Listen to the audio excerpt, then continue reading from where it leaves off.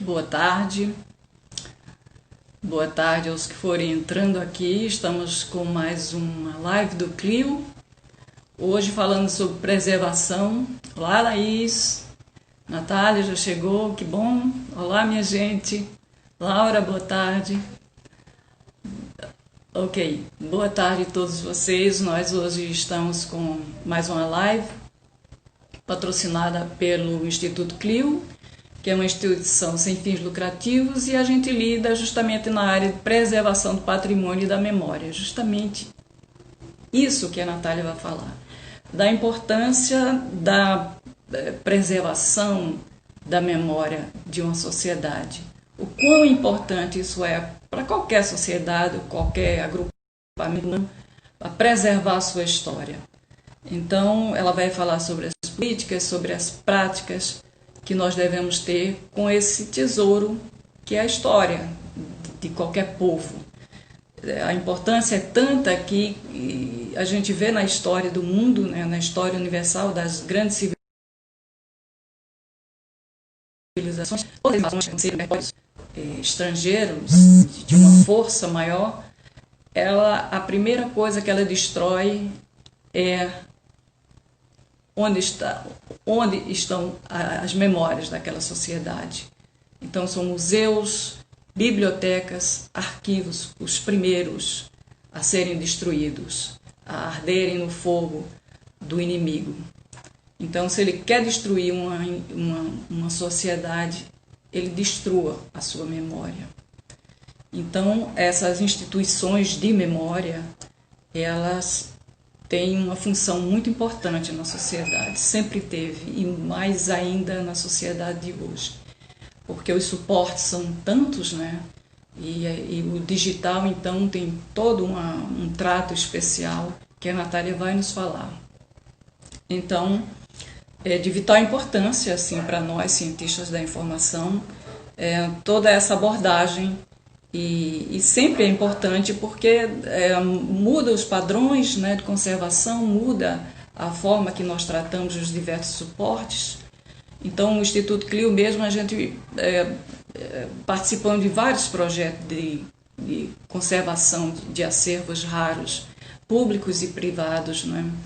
Então, a importância da higienização, do tratamento, da seleção, desses acervos para serem disponibilizados para o público é de uma importância vital, assim, não só para a instituição, mas para a sociedade de uma forma geral, né? Então nós temos a Natália hoje, assim, me apresentar, que sempre esqueço. Eu sou Veronice Oliveira, eu sou bibliotecária e eu atuo no Instituto Clio já há muitos anos e tenho vasta experiência nessa área que ela vai falar para a gente também, sobre patrimônio e memória, como é que a gente vê essa política e essas práticas, né, para melhor administrar as nossas instituições. Falar aqui um pouquinho da Natália. Ela é mestre em Ciência da Informação pela Universidade Federal de Pernambuco, é bibliotecária, professora da área de Gestão de Documentos na Universidade Federal, ministrando as disciplinas de arquivística, preservação de documentos, preservação da informação digital, práticas de organização e informação, preservação e restauração de documentos, gestão documental, metodologia do trabalho científico e metodologia do estudo.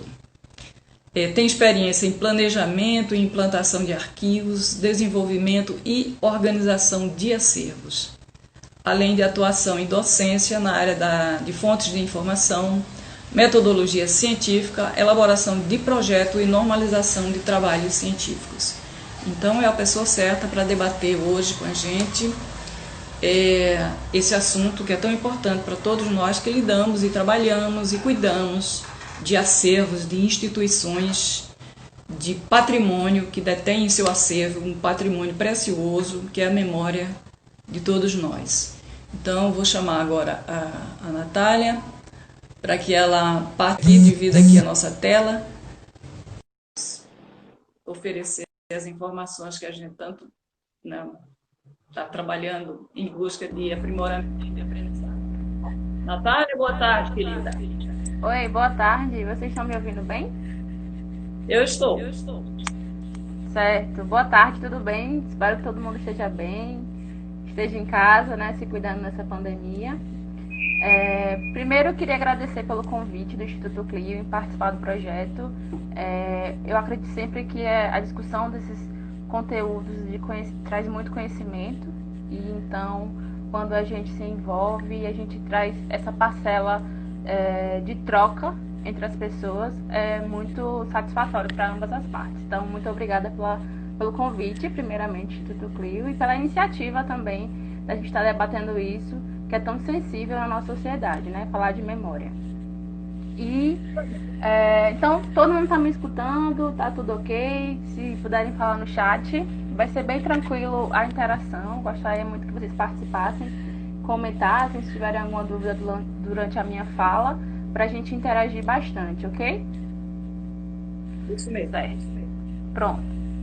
Então, a gente vem com essa temática, né, de preservação e conservação na área de memória, como tratar esses documentos, de que forma mais saudável seria essa preservação. E aí, quando a gente fala de preservação, a gente tem esse termo bem abrangente. Tem a preservação ambiental, tem a preservação da cultura, tem a preservação que envolve a preservação digital, a preservação documental em ambiente físico. Então, tudo isso tem seus contextos e seus cenários de forma bem específicas. E aí, para a ciência da informação, o que nos move, o que nos motiva a trabalhar com preservação e gestão documental é o tratamento do documento em ambiente físico e ambiente digital, certo? Quando a gente fala em preservação, a gente tem que ter em mente que está tentando fazer com que aquele documento ele seja salvaguardado, fazer com que aquele documento ele não sofra mais nenhuma intervenção de caráter de sinistro ou que ele de repente não perca os seus dados e informação, não se tenha a perca então total daquelas memórias. E a gente sempre tem que ter em mente o que seria então a preservação, né? É muito comum essa confusão, essa dúvida que é gerada entre preservação e conservação e até mesmo entre restauração, são termos que se complementam. Eu gosto muito de falar nas minhas aulas que para que a gente não precise restaurar, é importante que a gente preserve e que a gente conserve primeiro, para que então a medida mais interventiva, que seria a restauração, ela não aconteça. Porque a restauração ela vem no caráter de trazer a naturalidade para o documento, mas também acaba interferindo, logicamente, na forma com que ele se apresentava antes. Quando a gente fala em preservação, a gente tem que ter em média que aquilo dali vai levar em conta principalmente a administração da instituição. Então a gente tem que conscientizar o público com a política da instituição, né?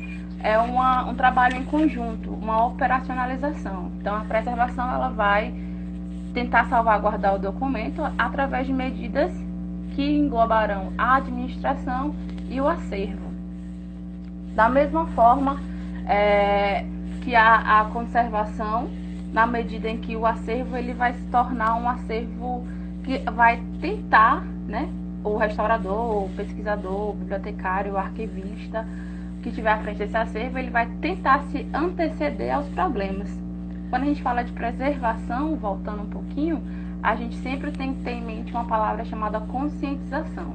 Então, eu vou estar conscientizando o meu usuário a não levar a garrafinha de água para a biblioteca e de repente jogar água lá no livro por acidente. Eu vou estar conscientizando a biblioteca a não utilizar alguns materiais como a cola para poder fazer intervenção no documento. Eu vou tentar conscientizar os meus alunos a não marcarem os livros com marca-textos. Então, sempre que a gente falar em preservação é nesse sentido. A conservação ela vai envolver outras características mais importantes, levando em conta também a instituição, né? Então, ela vai adotar medidas mais incisivas, né, nessa adequação. Vai levar em conta o planejamento que a instituição tem com relação a levar em conta também a forma com a qual é feita a limpeza daqueles documentos, se aquele acervo ele passa por uma periodicidade de limpeza, ou se não. Então serão adotados uma série de procedimentos técnicos que englobarão a instituição e o ambiente em que está alocado aquela documentação. E aí, quando a gente fala de preservação e conservação, a gente tem que ter em mente que ambas se correlacionam. Como eu falei no começo, elas são dependentes, né, uma da outra. A gente trabalha com conscientização, com estudos de usuários e trabalha também com o planejamento que aquela instituição vai ter diante daquela documentação. Às vezes a gente pensa assim, mas é apenas uma marcaçãozinha de lápis, mas é apenas uma caneta colorida que eu vou destacar um pensamento de um autor naquele livro, naquela teoria, para que eu possa reler isso mais tarde. Mas isso vai trazer uma grave intervenção no documento, né? Vai estar oxidando, esse documento vai estar passando por alguma intervenção química que não deveria, através dessas pequenas práticas que a gente tem no dia a dia. Vocês estão conseguindo me ouvir bem? Eu estou vendo que tem gente falando que está um pouco alto o ruído. Aqui está silêncio. Não, o meu também. Estão me ouvindo bem? Vocês poderiam comentar se está ok o som? Eu estou ouvindo bem. Continuar, né? Certo. Então, essas ações de conservação e preservação, elas vão ser direcionadas tanto para o público gestor, quanto para o público externo da instituição, né? A gente vai tentar interromper os processos de degradação daquela documentação. Eu gosto muito de dar exemplos do meu cotidiano, né? Quando eu atuei com arquivos, então a gente trabalhava com documentações que eram bastante necessárias à instituição em que eu trabalhava em Fortaleza. Eu sou de Fortaleza, para quem não me conhecia ainda. E lá a gente trabalhou muito com documentação que era necessária para a área de educação. E aí vários mapas que eram procurados pela instituição para que houvessem exposições, houvessem todo um tipo de divulgação dessa memória, não foram encontrados ou estavam deteriorados porque estavam alocados de forma errada. Então, quando a gente fala de conservação, isso vai de encontro justamente com todo o planejamento que o prédio possui, que a instituição tem para salvaguardar esse material, certo? E aí tem um pessoal falando que tem um ruído. Não sei onde seria esse ruído. Não sei, é Cleide. Eu também não estou ouvindo o ruído. Mas eu vou tentar aumentar um pouco. Mas acho que tá ok. Enfim. Então a conservação ela é bem interdisciplinar, né? Ela se relaciona com todos os processos instalados dentro da gestão, né? Dentro do ambiente em que ela se propõe a fazer. Quando você passa a utilizar alguns métodos, como por exemplo o método de higienização, que seria o método de higienização? É você fazer a limpeza do documento com trinchas, com borracha, com o paninho lá, a boneca, né, o tecido voal, que é para limpar, tirar a sujidade, as sujidades mais espessas do documento. Sempre que a gente fala em higienização ou qualquer procedimento técnica realizada na conservação, a gente tem que ter em mente dos EPIs, né? O que seriam os EPIs? Acho que todo mundo agora, com a pandemia, está utilizando bastante os EPIs, as máscaras, as luvas, as toucas, os aventais descartáveis, porque você acaba que salvaguardando o seu documento e também acaba se protegendo, né? Porque a gente não sabe quais são os micro-organismos que estão naquele documento, a gente não sabe o que vai ter de bactéria, o que vai ter de vírus, e também as nossas mãos, elas são transmissoras de muitas coisas. Imagine que você tem uma mão suja de tinta e essa sua mão suja de tinta vai passando em várias coisas no seu documento, no seu livro, na sua ata de reunião. E aí aquilo dali vai acumulando e vai deteriorando o seu documento à medida que o tempo vai passando. Então isso é um exercício muito prático para que a gente consiga perceber quão é importante utilizar o EPI, sempre tendo em mente de que está salvaguardando aquele documento, está tentando não levá-lo para desgaste de forma mais rápida e está se protegendo também, certo? E aí a gente leva em conta na conservação a estabilidade com a qual esse documento ele sobrevive, né? Seria a estabilidade química, e a resistência física dele. Na estabilidade química, a gente vai avaliar. Eu sempre costumo de dizer que cada documento, cada acervo, cada unidade de informação, ela possui um contexto em si, que deve ser analisado. Então, muitas vezes me perguntam, como é que você faria com documento tal para poder salvá-lo, ou poder restaurá-lo, ou poder, de repente, ajudar aquele setor da instituição, da empresa, a guardar de forma mais satisfatória a documentação. Haveria uma avaliação do cenário. E a conservação, ela vem muito disso. Você, quando monta um plano de conservação, você faz um diagnóstico não só da documentação, faz um diagnóstico do acervo e da instituição. Então, você vai verificar se o documento ele possui medidas preventivas, se a gente vai ter aquela manutenção rotineira dos ar-condicionados, por exemplo, se a gente vai ter portas corta-fogo na instituição, ou se não, se a gente tem, de repente,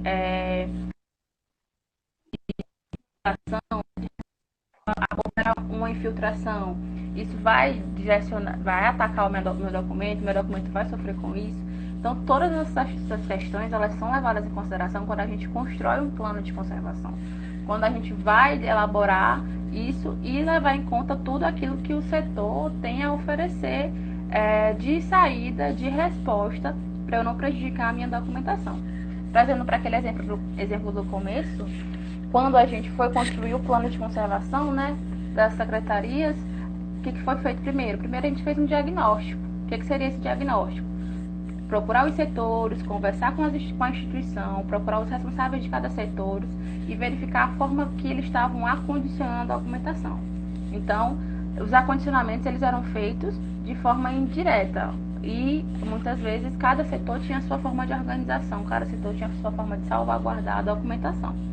Então, é importante que tenha um padrão, que se tenha a observação dessa documentação, da forma com a qual ela está sendo guardada, da forma com a qual ela está sendo preservada, né? Para que aí, como o Veronice falou no começo, a gente tenha um acesso e tenha a posterior guarda efetiva da memória e transmissão desses documentos, né? Marcela está perguntando se eu teria algum exemplo de instituição que, acredito eu, que ela queria dizer que adotou esse tipo de procedimento. Além das secretarias, a gente pode citar a CHESF. A CHESF tem um plano de conservação muito bom aqui em Pernambuco. Eles adotaram um planejamento, trabalham com higienização, trabalham todo com a parte de retirada de sujidades. Traria também a... Pode falar. Não, é que eu queria justamente anexar esse seu exemplo ao exemplo que nós tivemos, um dos exemplos, que foi... Alô, eu acho que... Cortou um pouquinho. Um dos exemplos do Instituto Clio, que nós trabalhamos nesse formato de um cartório de imóveis de Pernambuco. E foi justamente todo esse processo que você falou, e recuperamos todo o acervo, inclusive um acervo histórico, né? Porque ele vem de 1800, da segunda metade do século XIX. Então, além de ser muito interessante, foi um trabalho exaustivo, porque os formatos eram grandes, livros, né, notariais, né, bastante grandes, mas assim, foi fantástico a descoberta de coisas importantes e o exercício de todas essas fases que você está descrevendo aí. Certo. É importante a gente ter em mente que isso funciona efetivamente, né? Não conhecer apenas na teoria, mas ver lá que na prática isso de fato acontece. Marcela perguntou ali se eu teria algum exemplo de instituição que adotou esse padrão de preservação. Além da CHESF, eu conheço também o Memorial da Justiça, aqui de Pernambuco, que eles fazem um trabalho fantástico com toda a sua documentação, com os processos, que são lá separados, né? Levando um pouquinho para o campo da arquivologia, para os fundos documentários. Então, eles têm lá processos organizados que vão para acesso, mas que passam por, quando chegam ao setor, eles passam por todo um procedimento de higienização, de retirada de grampos, de sujeira, e aí fazem o diagnóstico da forma com a qual deve ser feita, né? Quando a gente pensa em diagnóstico, vem logo à mente a questão de você ir ao médico. Então, quando você vai ao médico, você chega para a enfermeira na triagem E aí a enfermeira vai te perguntar o que é que você está sentindo, se você tem alguma dor, alguma alergia. Da mesma forma a gente faz com o acervo, com o documento. Você vai verificar se aquele documento ele tem algum rasgo, se ele precisa de uma intervenção mais urgente, ou se é apenas um banho numa MOP, numa máquina de laboratório, ou se de repente ele vai precisar de um enxerto, você utilizar de alguns procedimentos mais de intervenção, de restauro mesmo, certo?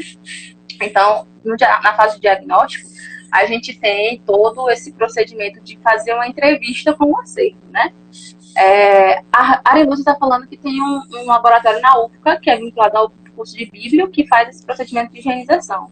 Lá na UFC também, né, na Universidade Federal do Ceará, de onde eu vim, eles também têm um laboratório de conservação e restauro, que também tem todo o maquinário e também atua nessa área de preservação da memória lá no estado, certo?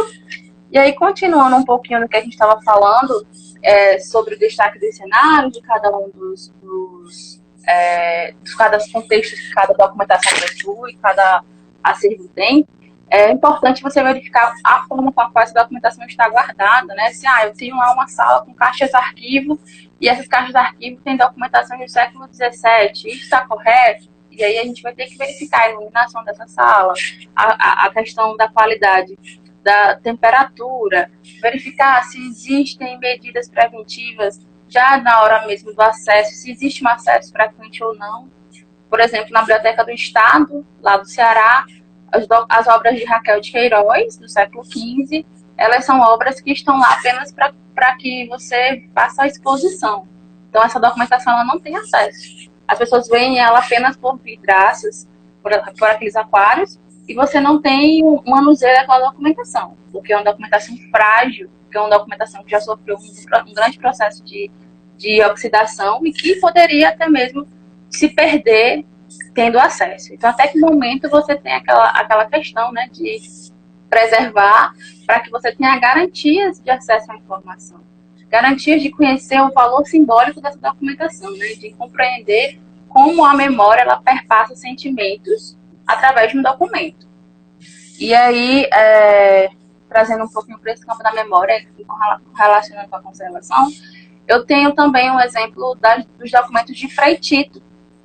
Frei Tito, que foi uma pessoa presa e torturada na época da ditadura civil-militar no Brasil, e ele tem toda a sua documentação, seus bilhetes, as cartas que foram escritas por ele, salvaguardadas pela família. Então, a família guardou essa documentação, colocou para acesso, digitalizou, fez um processo de higienização, e todo o processo que se tinha para que a documentação fosse dada acesso ao público aconteceu, mas a salvaguarda dela é apenas detentora da família. Então, até que ponto a gente tem acesso a essas memórias de fato, entende? Então, quando a gente fala de preservar a documentação, a gente também fala de acesso, a gente também fala de ter um documento que vai me trazer, vai me rememorar o que aconteceu no passado, como no caso do Frei Tito. Ele traz situações, ilustra bem situações nas suas cartas, por exemplo, que hoje são comprovadas pelos fatos históricos. Então, a importância de você ter a preservação daquele documento, a preservação daquela carta. Denise está me perguntando sobre o Memorial do Frei Tito. O Memorial do Frei Tito, ele era um memorial que existia até 2015, 2016, apenas em ambiente físico, lá no Museu do Ceará, e depois passou a ser um ambiente digital. Porém, por questão de falta de recursos, a Univeritas não conseguiu manter mais isso no ar, de forma que as pessoas pudessem acessar. E aí essa documentação, infelizmente, saiu do ar da noite pro dia, e se perdeu muita coisa. Então, as pessoas hoje não têm muito acesso a essa memória. Essa memória está lá apenas em ambiente físico. Existe um projeto para que ela volte para a internet, volte para essa disseminação, mas está muito parado devido às questões burocráticas. E aí a gente fala respondendo a Denise, ele não está funcionando, infelizmente. E aí a gente fala de conservação, de memória, de preservação, então tem que ter em mente também a conservação preventiva, né, que é outro campo dentro da conservação, que você vai, enquanto gestor daquela unidade, vai tentar se anteceder aos problemas, vai tentar identificar quais seriam os riscos e analisá-los, né? Então, vamos supor que eu tenho um ambiente que está passando por uma infiltração. Qual o risco daquela infiltração acontecer ali e continuar? Então, isso, ela vai trazer problemas futuros, ou aquilo dali é uma coisa passageira que eu consigo fazer um remendo e deixar para lá. Então, existem vários casos e vários, infelizmente, casos que, como o incêndio no Museu Nacional, por exemplo, que foram percas irreparáveis para a história da humanidade, né? E aí, a conservação preventiva, ela vai ser sempre em mente também que você tem que conhecer a coleção, né? Você tem que tentar diminuir essa degradação de forma que ela seja refreada. Vou falar um pouquinho na conservação preventiva das fases que você tem para identificar esse material. Primeiramente, você teria que fazer o diagnóstico, né, do acervo, do ambiente, como eu já falei no começo.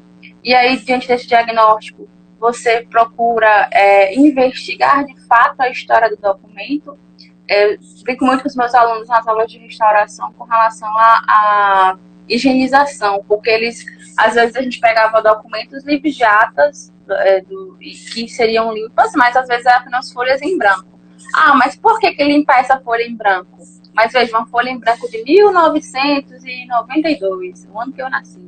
Uma folha em branco de 1800 e parará. Uma folha que viveu vários momentos, que traz guardada nela várias impressões, né? Várias imagens, várias sensações que você passa a ter quando vê aquela imagem, apenas aquele papel. E outra coisa bastante relevante no campo da conservação e do restauro e da preservação é os agentes biológicos, né? Os interventores. Então, quando a gente fala disso, a gente tem que ter em mente que existem os agentes biológicos e eles são bastante verificados na fase do diagnóstico. O que seriam esses agentes biológicos? O cupim, o famoso cupim, né? A barata, a broca, os roedores, que são exemplos bem práticos que você consegue ver no seu dia a dia. Ah, mas Natália, eu tenho um acervo pessoal e esse acervo pessoal ele está guardado no meu quarto. Como eu devo guardá-lo de forma mais saudável? Então, sempre separar a documentação em saquinhos plásticos, aqueles documentos mais importantes que você, fotografias das famílias, separem sem clips, sem nenhum tipo de cola ou adesivo. Ah, mas eu só queria colocar mesmo um prendedorzinho. Não coloca, não precisa. Coloca naqueles sacos separadores para que essa documentação ela sobreviva, não é? Seja uniforme e você não tenha o sofrimento de perdê-la um dia. A broca, por exemplo, ela vai comer o documento apenas no meio do documento, no miolo do livro. Então, isso faz uma perca muito grande para o documento. Isso acaba passando para outras páginas, de forma que você perde o documento e não consegue nem saber que informação era aquela dali.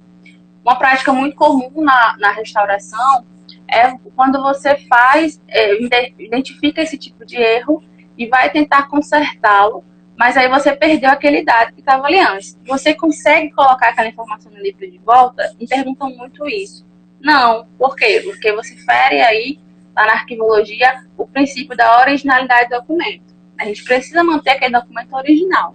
Não pode se ter nenhum tipo de intervenção que vá prejudicar os dados que trazem aquele documento, certo? E aí, falando um pouquinho das baratas, né?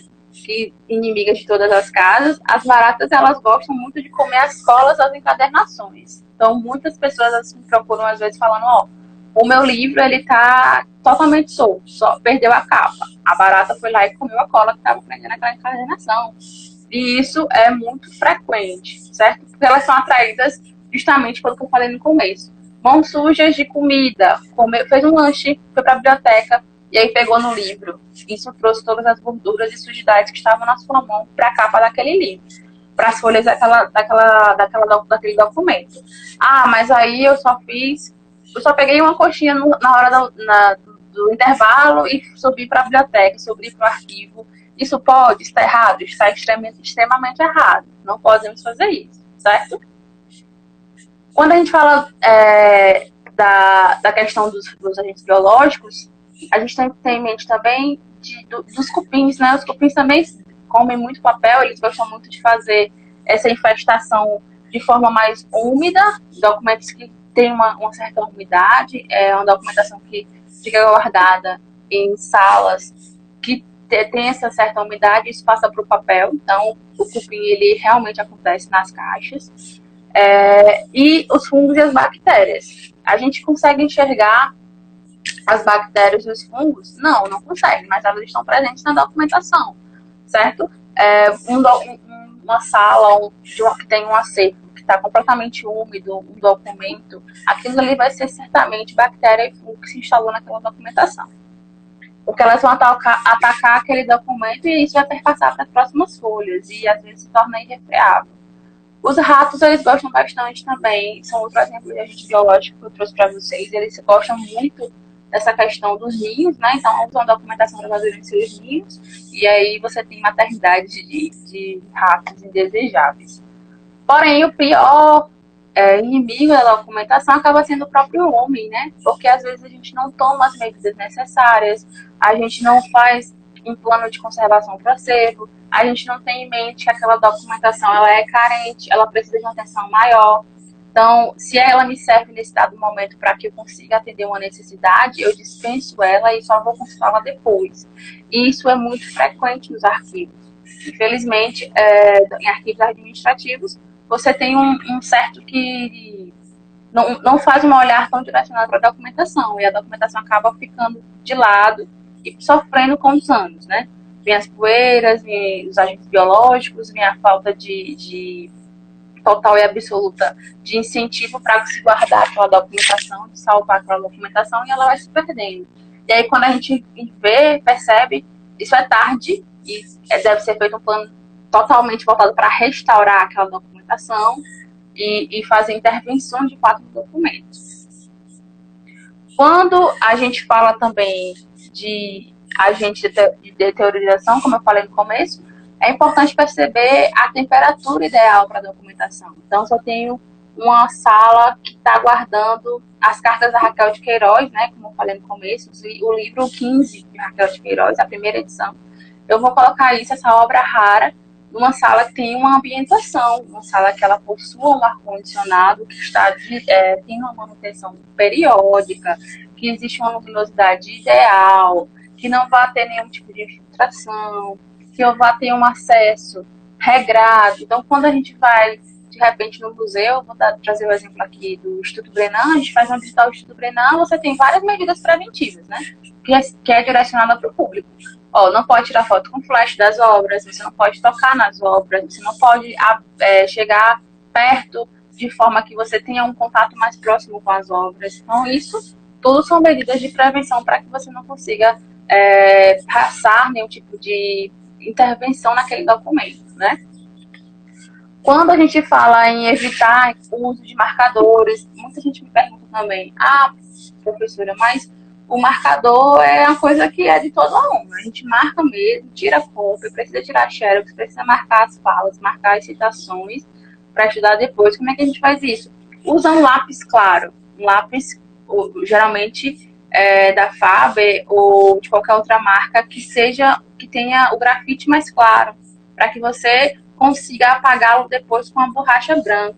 Então, essa é uma medida também de prevenir que aquela marcação ali que você fez no futuro, se foi feito com com tinta de marcar, né, com marcador, vá prejudicar o seu documento. Se eu estou na biblioteca e aí eu quero também retirar um livro, tem a forma correta de retirar o livro pela lombar. Então, assim, às vezes você vê os livros que já estão completamente se desmanchando na biblioteca por conta das retiradas das pessoas, de forma incorreta.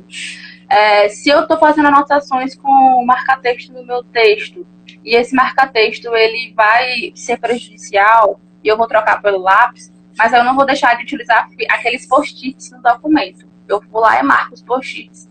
Os post-its, além de cola, eles possuem corante no papel, né? Então, aquilo ali vai prejudicar o teu papel também. Então, o teu livro, o teu documento, ele vai passar por um tipo de intervenção certo ou errado. Então, a gente não pode utilizar. Se quer fazer marcações, sempre faça somente com lápis, com grafite claro. Se quer escrever no livro, não escreva. Escreva num papelzinho, num post-it depois e não cole no seu documento, certo? Separe sempre os seus livros, os seus documentos, os seus papéis mais importantes em saquinhos plásticos individuais, tá? Para que você não tenha aglomeração e ele fique colado um no outro. E isso, com o tempo, o calor vai fazer com que haja um aquecimento na documentação e ela pode até ficar oxidada e quebrar as fibras do seu papel.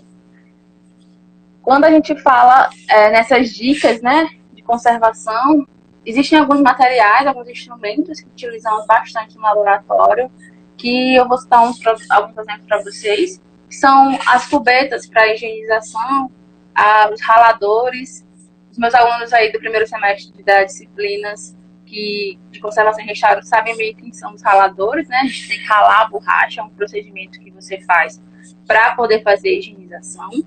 Sempre materiais inox, instrumentos inox. Por que instrumentos inox? Para que isso não oxide e de repente você acabe perdendo o seu instrumento e isso passe para o teu papel. Sempre instrumentos que não tenham coloração nenhuma, então sempre de aço inox. As trinchas são bem importantes. Mas eu não trabalho com nenhum tipo de restauro no meu acervo, no arquivo, na biblioteca. Mas pelo menos as trinchas são essenciais, tá? Para que se tire as sujidades mais frequentes e mais fortes dos documentos. Quando a gente fala de restauro, já falando de intervenção direta no documento, a gente tem que ter em mente também outros instrumentos, como o bisturi, que é bastante utilizado para retirada de adesivos, os pincéis, né? A cola metilcelulose, que é o item indispensável do restaurador, o papel japonês, para fazer os enxertos. Então, tudo isso é utilizado em laboratório, né? Em laboratório que vai trabalhar, de fato, com as restaurações. E aí, a gente vem falar um pouquinho também dos agentes, nesse sentido de você não ter uma separação, uma identificação disso de forma prévia, que poderia remediar problemas futuros. Eu trouxe para vocês alguns exemplos de alguns casos que poderiam ter sido evitados, né? E acabaram acontecendo sem medidas preventivas anteriores, como o caso do incêndio do Museu Nacional, que eu citei para vocês aqui. Infelizmente, aconteceu e a gente perdeu número de documentos. E aí você me pergunta, mas qual foi a causa disso? Um curto-circuito no ar-condicionado, que poderia ter sido evitado se houvesse um plano de conservação que fosse levar em conta isso, as manutenções, né? Uma tabelinha resolveria o problema. A tabela daqui está dizendo que teve uma manutenção tal dia, e esse tal dia não houve, então precisa ter uma manutenção. Uma manutenção periódica resolveria toda essa perda que a gente teve, orçamentária e de história, né? E de memória. O incêndio da língua portuguesa do mesmo jeito. O que aconteceu? Um defeito provocou um curto-circuito em um dos holofotes. Isso também acabou acarretando em uma perda e vários problemas ao longo da história do Brasil, não é isso? E o Arquivo Nacional também perdeu alguns documentos da época de Dom João VI com uma inundação. Então, a inundação acabou prejudicando, né, o prédio, e isso fez com que se perdesse alguns documentos da época de Dom João VI. Então, esses exemplos que eu trouxe para vocês, né, sem citar o de ontem, do incêndio do Museu de História, são muito frequentes. São as situações dos arquivos, são calamitantes às vezes, porque é necessário uma atenção, é necessário que você tenha desde o começo uma educação do usuário, mas também uma atenção para a documentação. Eu gosto muito de dizer que cada documento é único, cada acervo ele tem o seu contexto, ele tem o seu cenário. Então é importante que você tenha um direcionamento para compreendê-lo, né? Tem uma forma adequada de se guardar, uma forma adequada de se ter acesso a essa documentação, uma forma adequada de você fazer uma higienização. Mas eu tenho apenas um acervo pessoal. Como é que eu posso organizar esse acervo pessoal? Trabalha com os saquinhos plásticos e uma trincha. Isso você já vai estar fazendo muito pelo seu documento.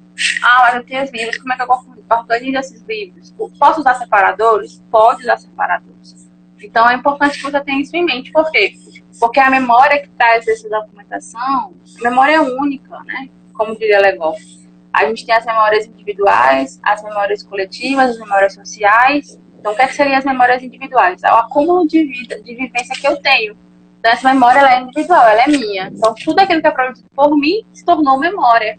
Assim como tudo que foi produzido pelos meus pais, pela minha família, pelo grupo ao qual eu pertenço, da universidade, dos amigos. Então, esse grupo ele também tem memórias que são nossas, são compartilhações de lembranças. E essas lembranças fazem com que se tenha uma memória coletiva.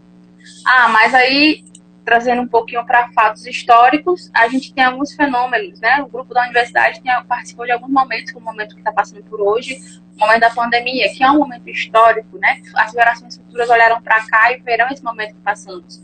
Isso já é uma memória social, né? Que mudou a vida de todas as pessoas. Então, isso é bastante recorrente e identificado nos documentos. São os documentos que contarão essa história no futuro. Ah, mas quando a gente fala em futuro, a gente só lembra de preservação digital, a gente só lembra de documento, objeto digital, de documento eletrônico, de digitalização. É correto afirmar isso? Sim, mas também não. Por quê? Porque quando a gente fala disso, a gente está esquecendo do acervo físico? Não. Eu não vou tocar fogo no meu acervo físico porque agora eu tenho um documento digital. Não, não, não. Aí eu estou ferindo vários aspectos dentro da ciência da informação, dentro da arqueologia, porque eu tenho que pensar nos dois ambientes. O documento digital ele vem sim para preservar, ele vem para garantir o acesso, né? Ele vem para dar aquele acesso mais rápido, mais coerente, um acesso mais frequente à documentação. Mas eu também não posso esquecer do meu documento físico, que eu posso guardá-lo, eu posso salvaguardá-lo, na verdade, de forma que ele não se prejudique com o tempo, que ele não se perca com o tempo e isso vá, de repente, trazer ônus para a história, para a minha história, para a história do meu grupo familiar, do meu grupo da universidade, para o grupo ao qual eu pertenço, certo? E aí, quando a gente fala de memória, eu gosto muito de citar o exemplo que também aconteceu nas minhas pesquisas com o Frei Tito, quando o site dele, né, que eu estava contando no começo, saiu do ar, a gente perdeu várias coisas, e isso significa o quê? Um apagamento de memória. O que seria apagamento de memória? Essa documentação que eu tinha de forma comprobatória, né, sobre os fatos históricos do Brasil da década de 60, ao se perder acesso a isso, a gente tem um apagamento de memória. A memória é apagada para que não seja revelada no futuro. Então, hoje, a gente tem esses documentos também em caráter de valor de prova, em caráter de valor de informação, em caráter de valor de história, mas principalmente em caráter de valor de símbolo, né? Símbolo de algo. Então, os documentos eles vão remontar toda uma memória do Brasil que a gente viveu na década de 60, por exemplo, se fosse falarmos aqui de ditadura. Mas é importante as medidas preventivas. Hoje, a gente tem uma coisa muito frequente que é o apagamento de memória. Então, o apagamento de memória ele acontece na documentação, até mesmo em documentações em ambiente digital, como foi o caso do que eu citei no começo de Frei Tito, né, do Memorial Frei Tito.